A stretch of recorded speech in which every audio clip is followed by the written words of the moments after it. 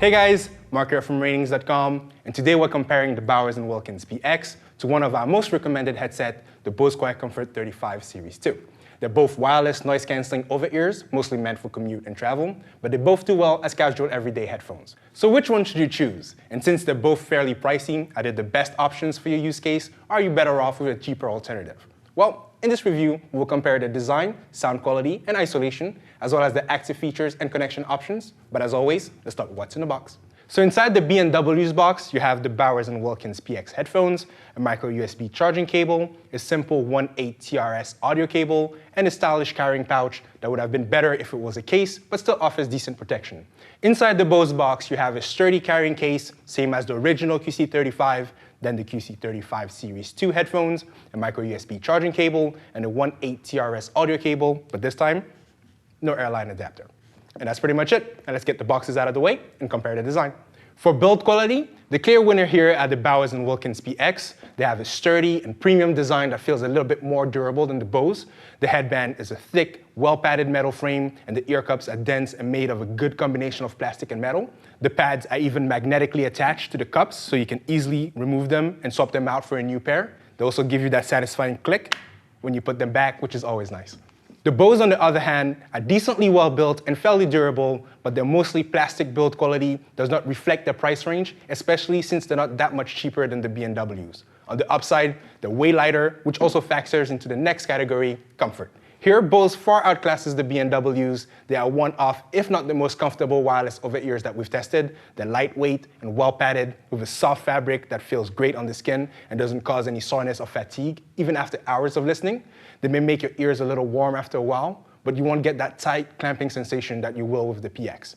The B&Ws in this category are uncomfortably tight on the head at first. The decent pads do help mitigate the clamping issue, but for some listeners trying them on for the first time, this might be a deal breaker. They are even tighter on the head than the B&W's P7, which also had a clamping issue, so not really sure what they were going for there.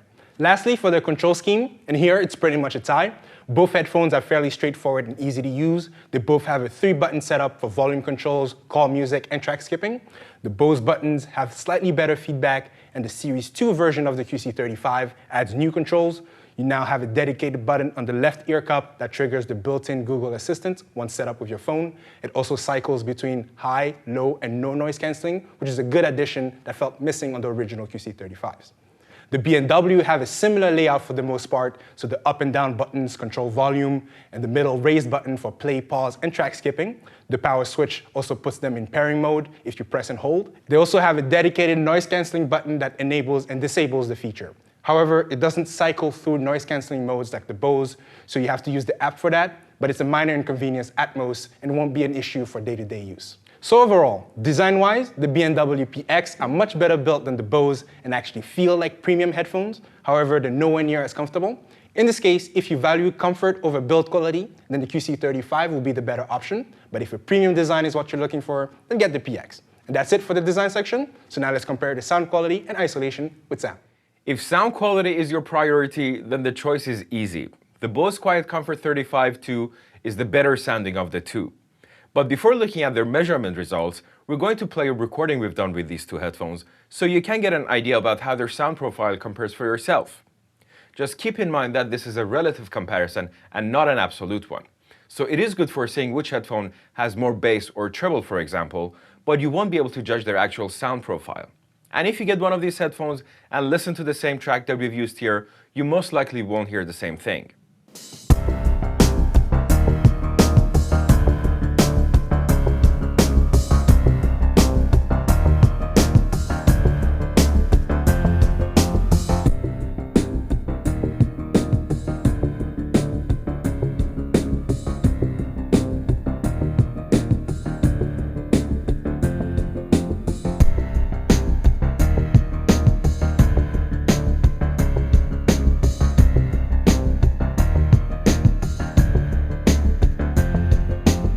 Here we have the frequency response of the B&W PX on the left and the Bose QC35 2 on the right.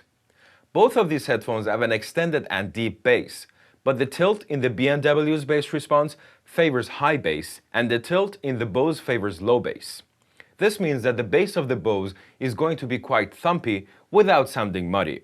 but the bass of the B&W will sound noticeably boomy and muddy in comparison.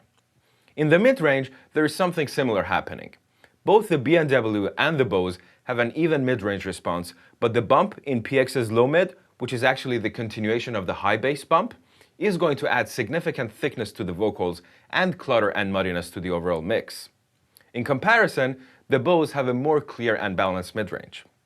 The treble of the B&W is a bit uneven and lacks some detail and brightness. But again, the Bose is the more balanced and neutral one here.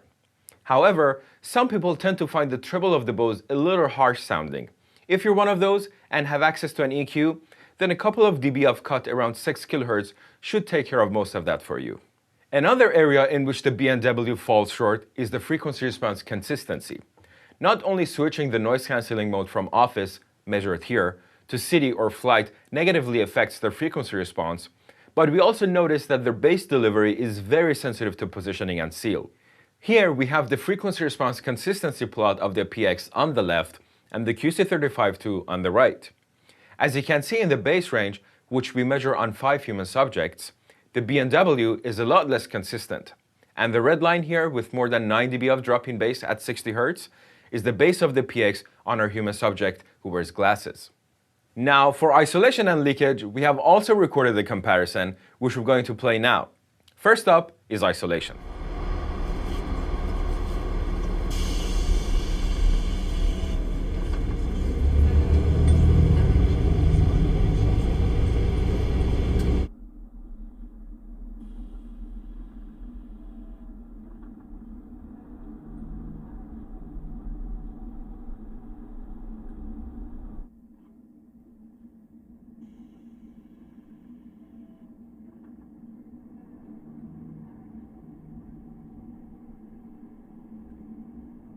As you probably noticed from the recording, both of these headphones have an exceptional active noise cancelling system. In fact, these are some of the best isolating headphones we have measured so far. The only noticeable difference between these two could be the area around 200 Hz, where the Bose does slightly better. The other thing to consider is that the inconsistent seal of the B&W could be a factor here too. And if you are one of the users who can't achieve an airtight seal with the PX, you may not experience the great isolation that they can provide in the bass range. Now, let's listen to the leakage recording.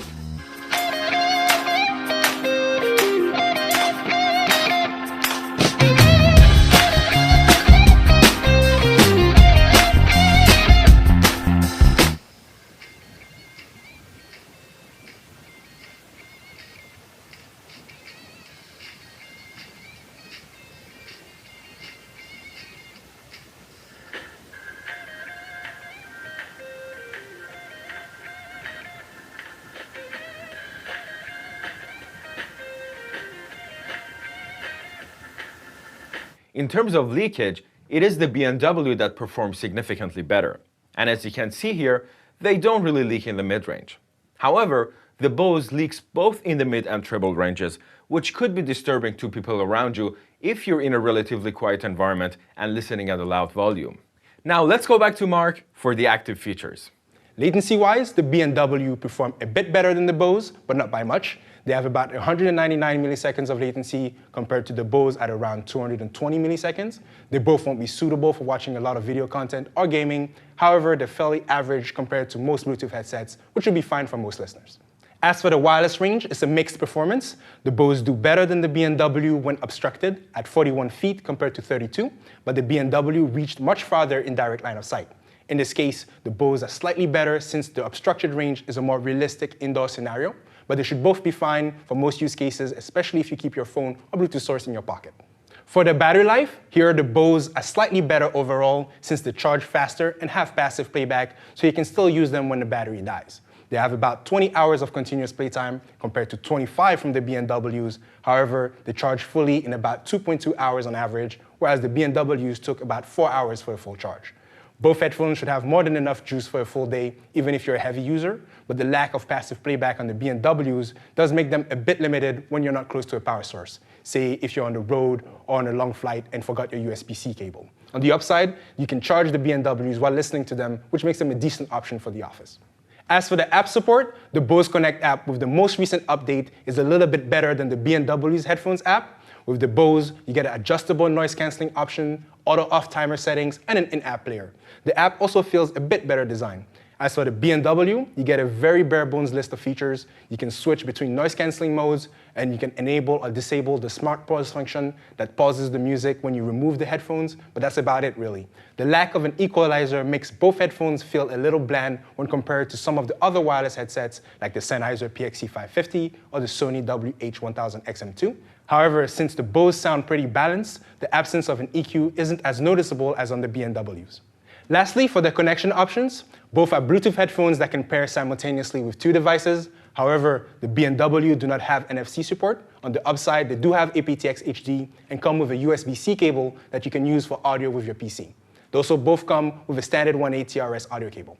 So in the end, which one will be the best for you? Well, we would recommend the Bose QuietComfort 35-2 over the B&W PX since they have a more balanced sound quality, a more comfortable design for the same level, if not better, isolation. However, the build quality, though durable, still feels a little bit cheap for their price range. In this case, if you want the more premium-looking headset, then go for the B&Ws instead. They're a great option for travel thanks to their strong noise isolation. They're also a decent option for the office since they don't leak as much, and they have a USB-C connection, which gives them a few more features compared to the Bose. Unfortunately, the tight fit won't be ideal for everyone and may be a deciding factor once you try them on. Do you have the PX? What did you think of their tight fit? Also, if you tried both, let us know in the comment section below which you prefer. And that's pretty much it. You can check out all our measurements on our website. If you like this video, subscribe to our channel or become a contributor. Thank you for watching, and see you next time.